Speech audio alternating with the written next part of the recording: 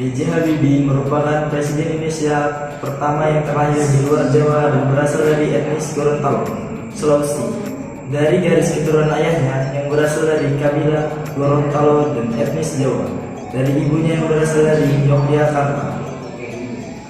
Saat ini, pemerintah Provinsi Gorontalo telah membangun monumen B.J. Habibie di depan pintu gerbang utama Bandara Udara Jalaluddin di Kabupaten Gorontalo. Selain itu, masyarakat Provinsi Gorontalo pun sempat mengusulkan nama B.J. Habibie digunakan sebagai nama Universitas Negeri setempat, menggantikan nama Universitas Negeri Gorontalo yang masih digunakan. Masa kepresidenan B.J. Habibie. B.J. Habibie mewarisi kondisi keadaan negara yang kacau balau pasca pengunduran diri Soeharto pada masa Orde Baru, sehingga menimbulkan maraknya kerusuhan dan disintegrasi hampir seluruh wilayah Indonesia.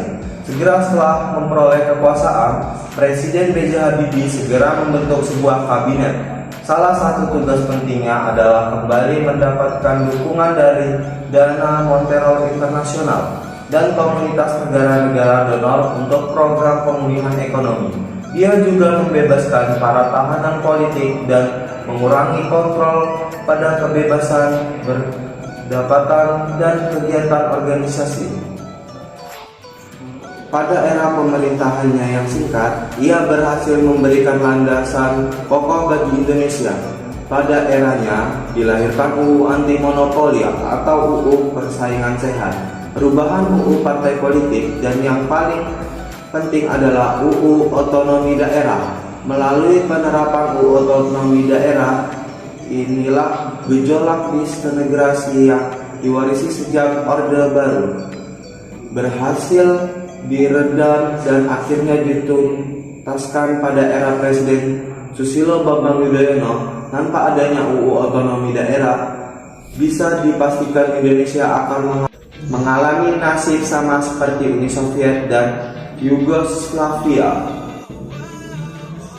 Pengangkatan B.J. Habibie sebagai presiden menimbulkan berbagai macam kontroversi bagi masyarakat Indonesia. Pihak yang pro menganggap pengangkatan Habibie sudah konstitusional. Hal itu sesuai dengan ketentuan pada pasal 8 UUD 1945 yang menyebutkan bahwa bila presiden mangkat berhenti atau tidak dapat melakukan kewajiban dalam masa jabatannya, ia diganti oleh wakil presiden sampai habis waktunya.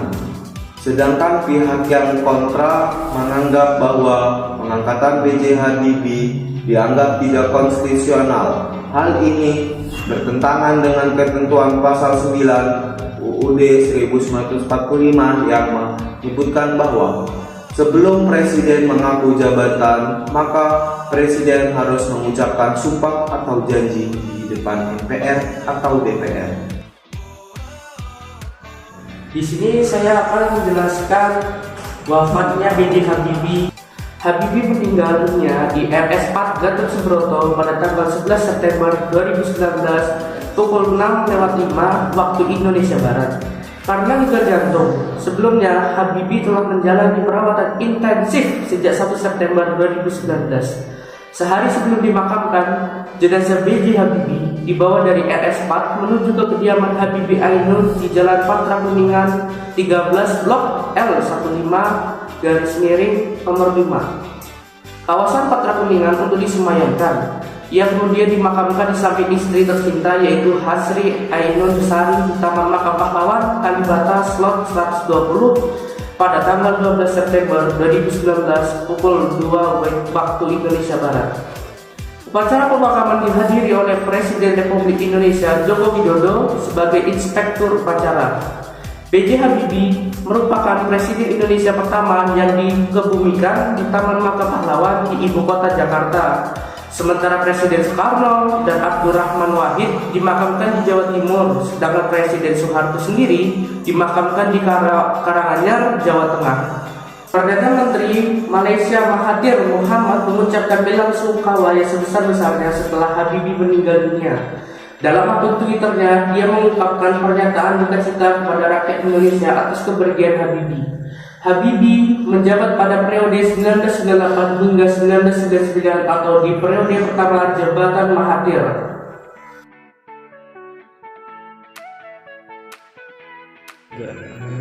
Di sini saya akan menjelaskan pasca kepresidenan B.J. Habibie. Setelah ia tidak menjabat lagi sebagai presiden, B.J. Habibie sempat tinggal dan menetap di Jerman. Tetapi ketika era kepresidenan Susilo Bambang Yudhoyono, ia kembali aktif sebagai penasehat presiden untuk mengawal proses demokrasiasi di Indonesia lewat organisasi yang didirikan oleh Habibie, yakni Habibie Center, dan akhirnya menetap dan berdomisili di Indonesia.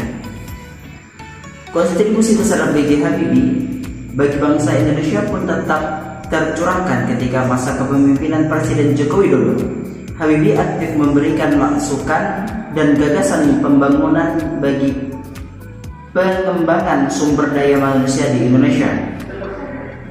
Kesibukan lain dari B.J. Habibie adalah mengurus industri pesawat terbang yang sedang dikembangkan di Batam. Habibie menjabat sebagai komisaris utama dari PT Ragio Aviasi Industri, sebuah perusahaan perancang pesawat terbang N-80, dan kemudian menyerahkan puncak pemimpin perusahaan tersebut kepada anaknya, Ilham Habibie. Di sini saya akan menjelaskan penghargaan internasional yang diraih oleh B.J. Habibie, yaitu 1. Anggota Kehormatan Persatuan Insinyur Malaysia IMUM Malaysia. 2. Anggota Kehormatan Japanese Academy of Engineering dari Jepang.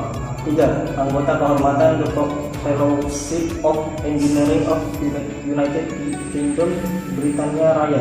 4. Anggota Kehormatan The National Academy of Engineering dari Amerika Serikat.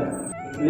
Anggota Kehormatan Akademi Nasional The Air at the Space dari Prancis. 6. Anggota Kehormatan The Royal Aeronautical Society dari Britania Raya. Terima kasih.